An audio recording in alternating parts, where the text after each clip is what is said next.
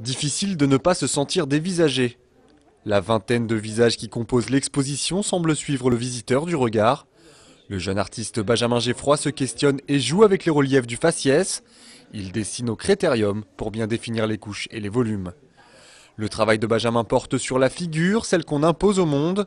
C'est à force de prendre le train que l'idée de cette fresque grandeur nature lui est apparue. Ce que j'ai voulu montrer, c'est des gens donc, du coup, qui ont des expressions qui leur est propre et qui ont souvent un élément, donc c'est soit des portables, soit des écouteurs ou quoi.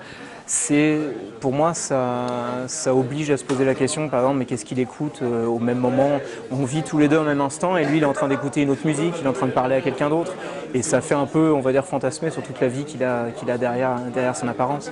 L'artiste s'interroge sur la figure, celle que l'on croise au détour d'une ruelle, celle d'un instant.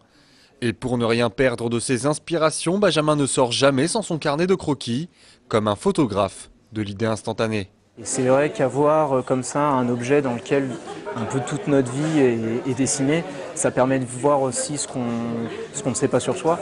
C'est-à-dire que c'est dans les carnets que je me suis aperçu que j'avais peut-être un intérêt à fouiller dans le visage même. Pour évoquer la fragilité ou la complexité du visage, l'artiste le déforme et le transforme pour mieux l'analyser. Une fois à l'extérieur de la nanogalerie, le spectateur n'a qu'une hâte, celle de se regarder dans un miroir. Une exposition à découvrir jusqu'au 22 juin prochain.